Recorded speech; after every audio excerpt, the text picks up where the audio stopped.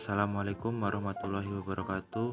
Kembali lagi bersama saya Randy Kurniawan. Di sini saya akan melanjutkan materi bab 2 mengenai Indonesia sebagai negara hukum. Hakikat negara hukum. 1. Ciri negara hukum menurut Anglo-Saxon.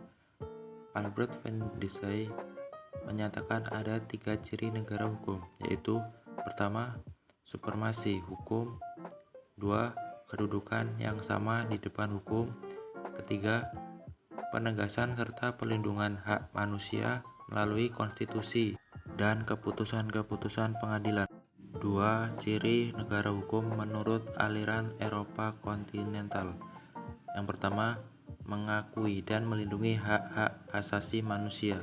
Kedua, penyelenggaraan negara harus berdasarkan pada pemisahan atau pembagian kekuasaan. 3. Pemerintah bekerja berdasarkan pada peraturan atau undang-undang. 4. Apabila pemerintah dalam menjalankan tugasnya yang berdasarkan undang-undang masih melanggar, akan ada pengadilan administrasi yang akan menyelesaikannya. Menurut Azhari dalam Sayuti 2001, konsep negara hukum Indonesia berbeda dengan konsep negara hukum dari aliran Anglo-Saxon dan Eropa kontinental. Adapun negara hukum Indonesia berdasarkan pada pandangan hidup Indonesia sendiri, yaitu Pancasila. Dasar dan ciri Indonesia sebagai negara hukum. Dasar Indonesia sebagai negara hukum.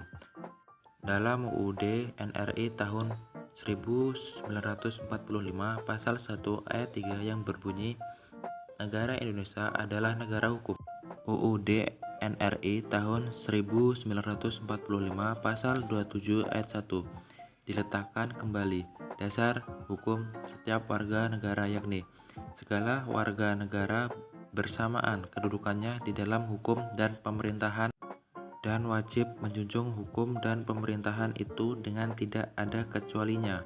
Ciri Indonesia sebagai negara hukum. Hukum bersumber pada Pancasila, berkedaulatan rakyat, pemerintahan berdasarkan atas sistem konstitusi, bersamaan kedudukan di dalam hukum, kekuasaan kehakiman yang bebas dari pengaruh kekuasaan lain, pembentukan undang-undang oleh Presiden bersama-sama dengan DPR. Menurut Profesor Dr. Haji Kailam menegaskan tentang ciri suatu negara hukum, pengakuan dan perlindungan hak asasi yang mengandung persamaan dalam bidang politik, hukum, sosial, ekonomi, dan kebudayaan. Peradilan yang bebas dari suatu pengaruh kekuasaan atau kekuatan lain dan tidak memihak. Jaminan kepastian hukum, yakni jaminan bahwa ketentuan hukumnya dapat dipahami, dapat dilaksanakan, dan aman dalam melaksanakan. Cukup sekian presentasi dari saya tutup. Wassalamualaikum warahmatullahi wabarakatuh.